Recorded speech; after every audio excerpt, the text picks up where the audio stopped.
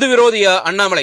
அண்ணாமலையை ஹிந்து விரோதியாக சொல்வதற்கு நீங்கள் யார்? உண்மையான ஹிந்து விரோதி யார்? உண்மையான மக்கள் விரோதி யார் என்பதை பார்க்கலாம். கரூரில் நடந்த உண்மையான நிகழ்வு என்ன? இதோ தெளிவாக பார்ப்போம்.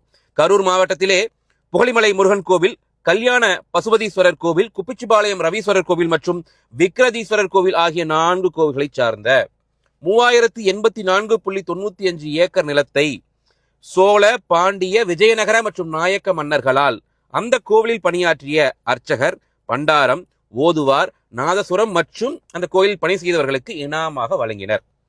பொதுவாக இனாம்கள் பல வகைப்படும். அதிலே முக்கியமான 4 வகை என்பது தேவதானம் என்பார்கள், அது கோவிலுக்கு சொந்தமானது. அது மட்டுமல்லாமல் பிரம்மதானம் என்பார்கள், அது பிராமணர்களுக்கு சொந்தமானது. சர்வமானியம் மற்றும் சேவை இனம், இந்த சேவை இனம் என்பதுதான் இவர்களுக்கு இந்த கோவிலே சேவை செய்பவர்களுக்காக வழங்கப்படுகின்ற இந்த இனாம் நிலங்கள். இந்த இனாமாக வழங்கப்பட்ட நிலங்களை 1963ஆம் ஆண்டு காமராஜர் ஆட்சியிலும் அதற்கு பின்பாகவும் தமிழ்நாடு மைனர் இனாம்ஸ் ஆக்டின் படி அந்த இனாம்களை ரத்து செய்யப்பட்டு பிறகு அந்த நிலங்களை யார் பயன்படுத்தி வந்தார்களோ அவர்களுக்கே ரயத்வாரி பட்டா வழங்கப்பட்டது. பட்டா வழங்கியாச்சு. இப்ப என்னங்க பிரச்சனை? ரயத்வாரி பட்டா வழங்கியும் அதற்கு பின்பு வந்த திமுக அரசு அவர்களை வஞ்சிக்கும் விதமாக அந்த கோவிலின் மீது அந்த நிலங்களை பதிவு செய்கின்றன.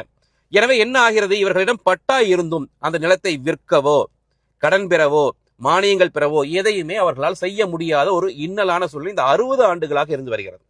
எனவே முறையாக ரயத்வாரி பட்டா பெற்று 1963 பட்டா பெற்று முறையாக பயன்படுத்தி வந்த அந்த நிலங்களுக்கு சொந்தக்காரர்களுக்கு இன்று வந்த அந்த தாவேக அரசு அவர்களுக்கு அந்த நிலங்களை பயன்படுத்தும் விதமாக அந்த தடையை நீக்கியுள்ளார். யாருக்கும் நிலங்களை வழங்கவில்லை.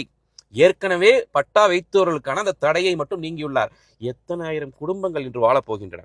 சோ ஒரு எதிர்க்கட்சி என்பதற்காக அனைத்தையும் எதிர்த்து இந்த அற்ப அரசியல் செய்வது என்பது தமிழ்நாட்டில் நிறுத்தப்பட வேண்டிய ஒன்று. இதற்காகத்தான் நேற்றைய தினம் வீதலிரஸ் மாநாட்டிலே அண்ணாமலை அவர்கள் முன்னெடுத்துள்ள இந்த தூய, பிரம்மாண்டமான, அழகான, நீட்டான அரசியலை எடுத்துள்ளார். எனவே எதிர்க்கட்சி என்றால் எதிர்த்து கொண்டே இருக்க வேண்டும் என்ற கலாச்சாரத்தை மாற்ற வேண்டும். இது மட்டுமல்ல, நேற்று அவர் குறிப்பிட்டது போல ராஜா அவர்களே அதே கரூரில் வந்து இந்த நிலங்களை அங்கு வழங்க வேண்டும் என்று கூறியுள்ளார். அனைத்து இந்திய அண்ணா திராவிட முன்னேற்ற கழகத்தினுடைய பொதுச்செயலாளர் எடப்பாடி பழனிசாமி அவர்களுடைய தேர்தல் அறிக்கையிலே இது சொல்லப்பட்டுள்ளது. ஆனால் வெட்டி விளம்பரத்திற்காக ஒரு கட்சியை எதிர்க்க வேண்டும் என்பதற்காக, இந்துத்துவா இந்துத்துவா என்று பிடிப்பதற்காக நான் சொல்கிறேன், கோவில் நிலம் கோவிலுக்குத்தான் இருக்க வேண்டும். நானும் ஒரு இந்து, உண்மையை சொல்கிறேன். ஆனால் இனாமாக வழங்கப்பட்ட நிலங்களுக்கு இப்படியே இந்த தேஞ்சு போன அரசியலை தேய்ச்சதனால்தான் நீங்கள் இன்னும் தமிழ்நாட்டில் அடிவாரம் கீழ்வாரம் போகிறீர்கள். அண்ணாமலையினுடைய தூய அரசியல் மட்டுமே வெல்லும். அண்ணாமலை இந்து விரோதி இல்ல, நீங்கள் தான் மக்கள் விரோதி. நன்றி.